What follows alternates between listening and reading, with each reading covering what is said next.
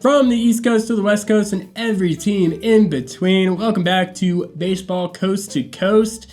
This is it, guys. It's the last division of our preseason division breakdowns. We're tackling the NL East. Your team, your division. Let's jump into things. Chris. Nationals. It's got to be the Nationals. It's the Nationals. Yeah. I'll cut you off right there. You didn't even let me finish. I didn't let you finish. The team finishing last in this division, to everybody's great shock, is the Nationals. Yeah, it's pretty ugly. They sold off the few bright pieces they had on this team. Mackenzie Gore goes over to Texas. He carried that rotation last year, and he had a horrible second half.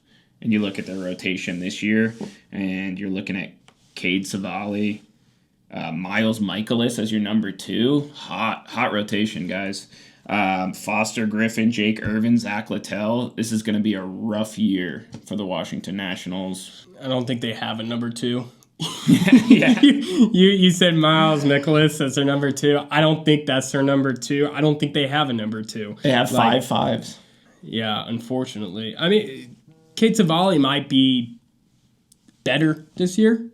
He's a prospect, so he could potentially do well. Zach Littell had a pretty good year last year. He could potentially do well. Yeah. But unfortunately, if Zach Littell has any decent year, I think he's gone. Oh, yeah. There's no chance he stays around on this team. It's just a trade piece. Yeah. It's rough. Probably going to be the team with the second highest ERA in baseball after the Rockies. You go over to the offense, there's some more bright sides, but, I mean, even this spring has been pretty ugly. Dylan Cruz not making the opening day roster. Dylan Lyle is making the opening day roster, so they're really relying on young guys. Can James Wood take the next step? Can C.J. Abrams get back to the potential superstar that he once was? You just haven't felt it the past couple of years, and their prospects have not been developing. So I think it's going to be another very ugly year for the Nationals. I think they lose 100 games. Yeah, and even talking about C.J. Abrams, if he does get back to that standard and that level, he's probably gone as well. Yeah. They were shopping him in the offseason, seeing if they could get a good enough offer for him. They ended up holding on to him, but doesn't look like they're keen on holding on to Abrams. Yeah. They don't really care. Moving on to number 4, I think we have the same team at number 4. Who you got, Cam? We do have the same team. The New York Mets. Good one. Thank you. It's your boys down south. Hey there, Miami. I got you at number 4. This team was shockingly more competitive last year than a lot of people expected. Mm-hmm. But looking at their lineup, looking at their pitching rotation, I think they took a step back from where they were last year. And this team just doesn't look good at all. Otto Lopez, Xavier Edwards, it's an okay middle of the infield. It's a nice compliment. Man, Morel is in your middle of your lineup. I saw that. Christopher Morel. Chris Morel is your number 3 hitter right now, Miami. Oh my gosh. I don't know. There's nothing really that jumps out for me on this team. Sandy Alcantara and Yuri Perez in the rotation. That's what I like about this team. Max Meyer started off the year good last year, but man, he was getting blown up by the end of the year. Chris Paddock, journeyman Chris Paddock, I have no faith in that. And then Jansen Junk, wasn't he a relief pitcher? Junk.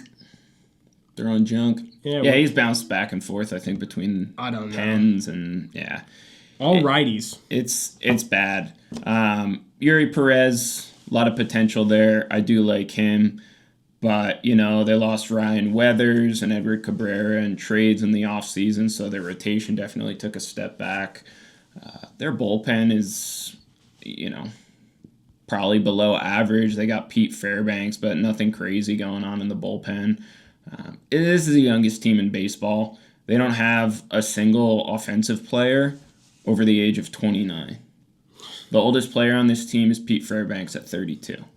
So if you want to look at the bright side of things, you're the youngest team in baseball. There's a lot to look forward to in the future. But, I mean, we've said this, in years past with the Marlins. I was just going to say, this is a story every time with the Marlins. Yeah. They're forever young in Miami because they don't sign anybody for long term. They don't keep anybody around. Yeah. So. Except Sandy. They just won't let go of Sandy. Yeah, and I don't think that's even the Marlins doing. That's Sandy's doing because Sandy can't play. Right. And when he's come back, he hasn't been what he was in the past. So they're just kind of stuck with him because they're waiting for him to get more value. But you better bet as soon as he gets more value, he's gone. Yeah. They're trading him. So. Yuri, Sandy, Marcy, hang in there. Better times are ahead. You'll be on another team eventually. Man, the bottom of this division is rough. Yeah, I know you like Christopher Morel there in the middle of that lineup. I had him on my fantasy team for a little bit. I played around last with year? him. Yeah, last year. Wow, rough. I was needing home runs, dude, and I thought maybe. Yikes. I was wrong. The number 3 team in the NL East. This is where it could get interesting. This is where it could get interesting. Yeah. Who's you got? Man, unfortunately, I got the Braves. Yeah, me too. I got the Braves at number 3, and I like the Braves a lot more maybe a week ago. But the injuries are already piling up for this team. We had Strider just get a hamstring injury. I think it was a hamstring injury. He's it's minor, right? Yeah, it's like 2 weeks. Mid-April. Still, it's like not a good start. Just another injury. And then you had Schwellenbach and Waldrip both go out with the same injury, having surgery on their elbow. They were placed on a 60-day IL. Their manager was saying basically they don't know when these guys are going to be back. They hope at some point during the 2026 season. Yikes. Don't forget, Smith Shawver is out for a long time until also maybe the entire year. He showed some really bright spots, and Jurickson Profar got busted for PEDs again. So the whole thing is just falling apart. Yeah, already. We haven't even had our first game of the year, and it's already falling apart again for the Braves. This is this is the same exact story that we saw last year with the Braves, where coming into the year we're like, this is a good team, and then they're just decimated by injuries. Yeah. And roids. Some mysterious substance that Profar keeps taking. Yeah. Profar, hire other people to help you. I don't know what to tell you, man. Like, come on, my guy. No one gets busted. It is rare that people get busted for PEDs nowadays, and to get busted in back-to-back years is it's weird. Insane. What are you doing? But yeah, I mean, there's bright spots on this team on the offensive side, especially with Acuna. Obviously, Drake Baldwin had a great rookie year last year. Austin Riley, hopefully, he gets a little bit more consistency in his career. I think he's going to bounce back. I mean, he was plagued with injuries the past couple of years, so I like him for a bounce back year. Yeah, same with Michael Harris. I like him as a bounce back as well. But holy cow, Kyle Farmer is your DH. Did you see that? No. Kyle Farmer they're slated to be their DH right now. So Yastrzemski's playing in the field? Yeah, I think it's Eli White and Yastrzemski that's going to be. Yeah, because Eli White's not good. Hot competition out there. Eli White's not going to be good. Yeah, the bottom of this lineup is really rough. That's where it starts to thin out. The and top is solid. Their shortstop's injured, too. Yeah, Hai-Sung Kim, Hai-Sung Kim. Yeah. He's out. Holy cow, this team. Mauricio Dubon's going to be bouncing around everywhere this year for them. And Ozzy Albies has just been on this weird... He declined, and he's just been a 2 steps down caliber player. Yeah, he's been average. And Ozzy Albies, I don't even think he's 30 years old yet. I think he's 29. So what's going on with Albies? Can he bounce back? Can Riley bounce back? Can Matt Olson get back to the masher that he was? I'm confident Acuna's going to get back to what he was with a little bit less speed. Yeah. But it is what it is. I honestly, if all these pitchers were healthy, I'd probably have the Braves at 2, maybe even 1. Yeah. And Haesung Kim, Profar, like if they have a fully healthy team or unsuspended team, I would consider them at 1, but it's just not the case. Everything's falling apart. Yeah, and it's just not minor injuries. They're major long-term injuries for the Braves that we've talked about with other teams. Even if and when these guys come back into the pitching rotation, like how good are they going to be? Yeah. How long is it going to take for them to build back their arm and be actual productive players? Yeah. Because we saw that with Strider last year, where he could never get his footing back. Yeah. It's going to be, unfortunately for Braves fans, I think it's going to be the same scenario that we saw last year play out again for the season. Yeah. And, Sale's getting older. He could get injured at any point or really start to slow down. Ronaldo Lopez, was still kind of converting into a starting pitcher, had a great year 2 years ago, and then got injured last year. I saw he was throwing like under 90 miles per hour this spring. Yikes. Bryce Elder's going to be there too. Start the year. Maybe. Yeah, maybe. Moving on to number 2 then. Do we have the same division? Do we have the same lineup? We might have another identical division prediction. I've been carrying the torch. You take it over. What's your number 2? So, I got the Mets at 2.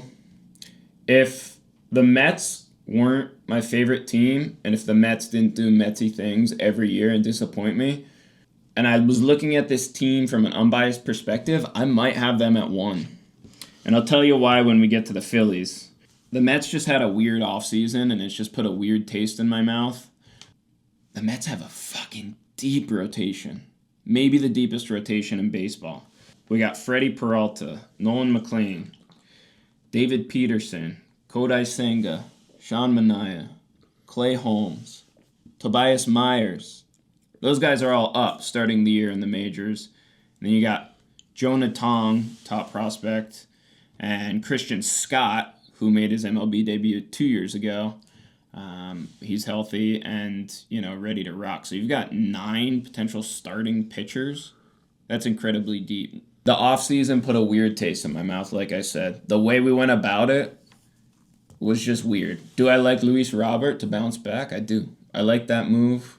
I like Luis Robert in our lineup. Bichette, let's see. But I just don't know where we're going to get the power from. They've got Soto at number 2 to start the year. I don't think that's going to hold up. I think Bichette's more of a 2-hitter, and Soto's going to be kind of trying to provide that power to make up for what, we lost in Pete Alonso. So, I don't know. I'm curious of your take. Why the fuck are you looking at me like that? I'm just letting you cook, dude. All right. Yeah, man, I don't know. It's a good team, but the lineup is what's scaring me. I'm confident in our pitching staff. Bullpen, who knows? It's the Mets bullpen, and I don't know where we're going to get power from. But we have hitters. We have hitters. Any lineup with Lindor, Bichette, and Soto, that's, we're going to get hits. I don't know. What? Go. You have the Mets winning the division. This team sucks. Okay. This team is awful. No. I like the Mets. I like what the Mets did. What's the definition of insanity, Chris? Doing the same thing over and over, expecting different results. The team came out, they had a great team last year. They severely underperformed, didn't make the playoffs.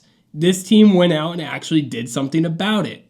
Instead of just holding on to the same guys and saying, hey, the talent's there, and hope for a different result, they went out and they completely changed this whole team. They revamped the whole thing. And I'm all for it. because they have the same, I think, talent level that they did last year, but with a different group of guys. I'm all for it. The Mets, I think, I was questioning their offseason. For most of the offseason. But at the end of things, looking at this lineup, looking at their pitching staff, especially bringing over Freddie Peralta, this is a really, really, really good team that's going to contend for the division. With that being said, I agree with you. I have them at number 2. But Wow.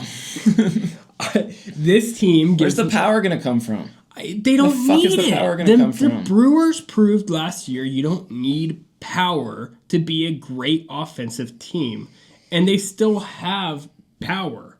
You're still going to get a good performance from a Juan Soto. You're going to get home runs from a Polanco, a Marcus Semien.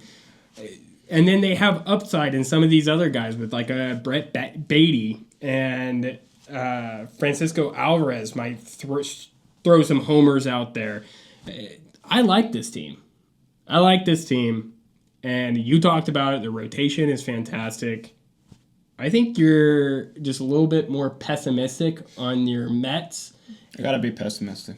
I just felt like the complete revamp wasn't necessary. I like the idea of getting new people in, but that happens every offseason. That's the definition of making moves in the offseason. I don't think you needed to revamp the entire team. You did. You could have signed Pete Alonso, and this would still be, instead of Jorge Polanco, paying almost the same amount per year. Like, it's just insane, some of the moves. And I agree with you. the way it was done that's what pissed me off. They tried to make it sound like it was about money, and then they just changed their mind. Like, oh, we're not going to sign Pete because of money, and then they just changed their mind. And it's like, no, we just want new life. We just need a revamp. It's like, which one is it? You could hate the way they did it and they went about doing it and maybe the excuses they made, but I think Bo Bichette is a more well-rounded player than a Pete Alonso. You like Pete. You like the polar bear, but he is pretty one-dimensional. Guaranteed power. Yeah, no, that's... Guaranteed power. That's true. But Bichette doesn't steal tons of bases. He's not that good at fielding. He gets hits. What if Bichette's just Luis Ariz? What if Bo Bichette goes out and puts up more home runs this season than Pete Alonso?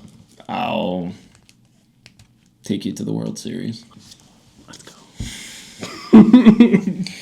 All right. Anything else you want to say about your team, about the Mets? Because I think they're a playoff team. Easily, I think they're a playoff team. I think they're, a playoff team. I've got the Mets as the second wild card after the Cubs. Remember, I picked the Reds to win the division. So I think the Mets are the first wild card. I think the Mets and the Phillies run this division. Let's hope Carson Bench is a little something, and I like me some Ronnie Mauricio. I'd love him to do something this year instead of just rotting on our bench or in AAA. So I forgot Mike Tauchman. He's out, dude. Out, baby. Your guy. Yeah, you guys are screwed. Yeah. Season's over. All right, so the Phillies. We've talked a lot about the Phillies. We have. I mean, if you've ever watched our other episodes, it's the same story with the Phillies. Predicted to win the division year after year. An aging team. And this is what I was saying. If I came in and looked at these teams side by side, unbiased, I think I like the Mets. But the Phillies are still a very strong rotation, and their bullpen is really good. They get a whole year of John Duran. God, that's going to be nasty. Even with the Wheeler question marks, I think Wheeler's going to come back and be fine. Nola's incredible on even years, so it's a year that he'll be good. Luzardo was one of the best pitchers in baseball last year. He had a couple blow-up starts, but if you take those starts out, he had one of the best overall years in baseball. And who knows, maybe, Painter could have a good year. But, Christopher Sanchez is going to be anchoring this rotation. He's the new guy. So can he continue to lead this rotation? I think so, and that's why I still have these guys at number one. But man, I don't know. I look at their lineup and I'm not really liking. I like it. I don't. I like it. Great commentary. I like this lineup.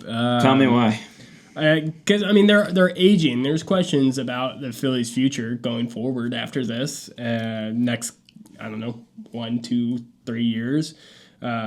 Definitely with guys like Trey Turner and Schwarber and JT Realmuto getting up there in age. There's concerns for this team moving forward, but for this season, for 2026, this is still a really, really, really good lineup with Bryce Harper and Schwarber in the middle of your lineup. That's fantastic. Trey Turner as your number one, the dude, all he does is gets hits. Like, he only gets on base, steals bases, plays good defense. And then to back that up with those guys in the middle of the lineup, like Harper and Schwarber, and then Alec Boehm is not bad at third base. Brandon Marsh in the outfield, Adolis Garcia, we'll see what he can do over in Philly. JT Realmuto still behind the plate as that veteran presence for your team. This lineup is good.